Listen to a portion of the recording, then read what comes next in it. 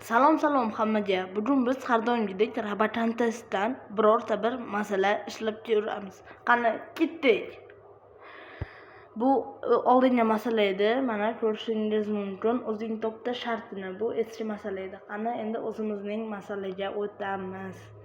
Hozir biroz vaqt oladi, chunki men bunga ancha ko'p vaqt sarflagan edim. Urinishlar sanagan edim. Ajoyib o'yin. Azimjon va Davlatbek bugun bir o'yin o'ynashmoqda. Azimjon bitta sonni o'ylaydi va bu sonni Davlatbekka aytmaydi. Ammo Azimjon Davlatbekka o'ylagan sonni A va B oralig'ida ekanligini aytadi. Davlatbek Azimjon o'ylagan sonni topish uchun o'zidan taxminiy sonlarni aytishni boshlaydi va o'zi aytgan sonning ichida Azimjon o'ylagan son borligi 100% ishonch hosil qilgan paytda jarayonni tugatadi. Savol: Davlatbek eng kamida necha xil urinishda Azimjonning so'z aytgan bo'ladi? Ehtimollar nazariyasini olsak, ehtimollar nazariyasida bu boshdan oxirigacha hammasini birin-ketin aytish kerak. Demak, mana misol uchun 5 dan 5 oralig'ida bitta son bor. Chunki 5 ning o'zi 5 bilan boshlanib 5 bilan tugaydi. Shuning uchun bizda ikkita o'zgaruvchi bo'lgani uchun biz ikkita o'zgaruvchini kiritamiz. A va B. A B teng map int input nuqta qavs ochib yopilgan nuqta split. Qavs ochib yopamiz.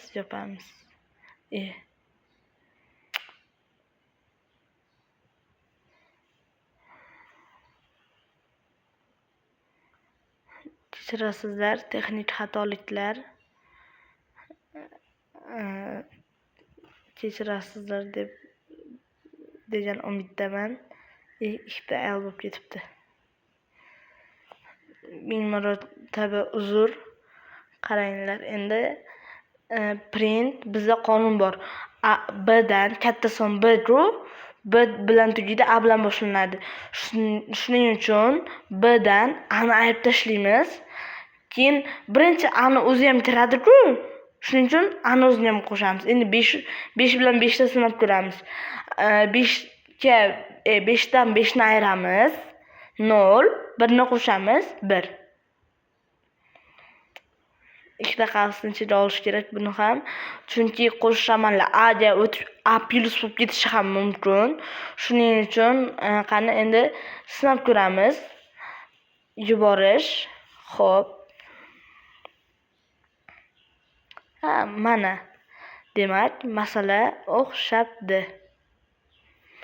Chunki o'zlaringiz ko'rdingiz, salyutlar otildi. Eslaringizdan chiqmasin, Python 3.12.0 versiyada bo'lishi kerak. Biz har doim. Xayr, salomat bo'lingizlar. Xayr.